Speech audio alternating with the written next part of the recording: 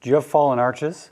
I'm going to show you a little trick that I picked up from a friend of mine named Dr. Nivedita Pingala. She lives in Pune, which is in India, same town actually as BKS Iyengar.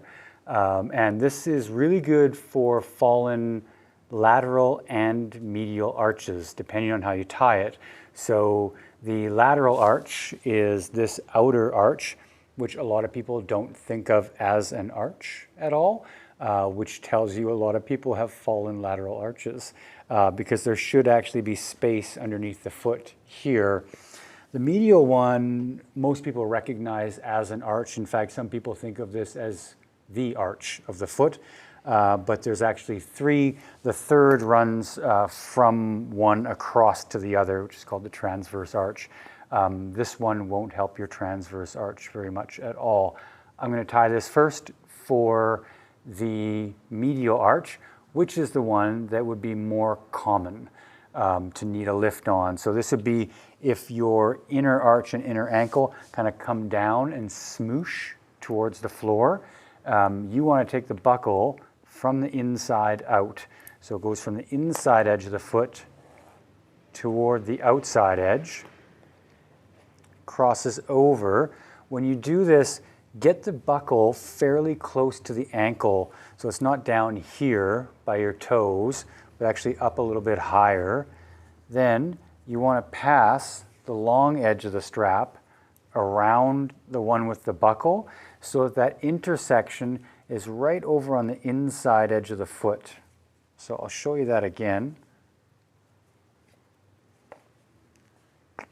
That away. Then just pin the buckle in place so that it doesn't slide around on you.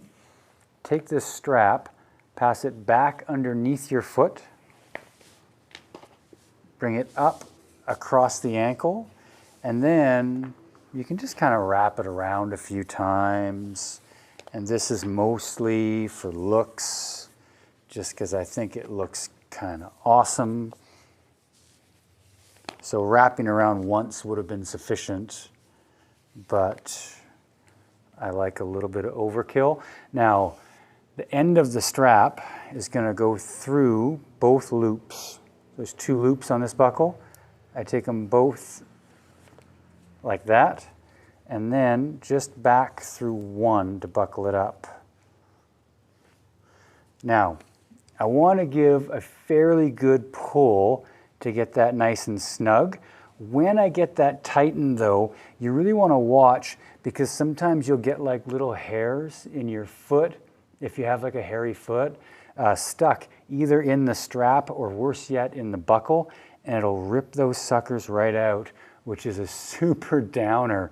Now, I get that like tight, that's not going anywhere. This part, I'll just take and wrap up just to get it out of the way. Now what this is doing is actually pulling on the inner arch and lifting the inner ankle up so that when I stand up, if the inner ankle or inner arch were to collapse, it would have to collapse against the resistance coming from the strap, which means there's a lot more sort of now structural integrity to the ankle.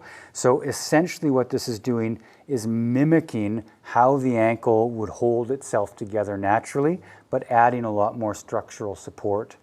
If you wanted to lift on the opposite side, you just take this junction and have that over on the other side of the foot. So rather than passing the buckle from the inside out, you'd pass it from the outside in. Yeah? That's a little bit complicated. So you may need to watch this video a few times in order to pass the buckle around and get that kind of wrapped up tight in your head. The best thing to do if you have fallen arches, tie this thing on and go for a walk. Practice some one-legged standing postures like triangle, half moon, warrior three, tree pose, anything basically where you're standing on one foot where you would normally be collapsing that ankle in, and this will start to train the ankle to stabilize itself. I hope that you find this helpful, and I'm almost certain that you will. And you should share this with some friends of yours because it's awesome. And so are you.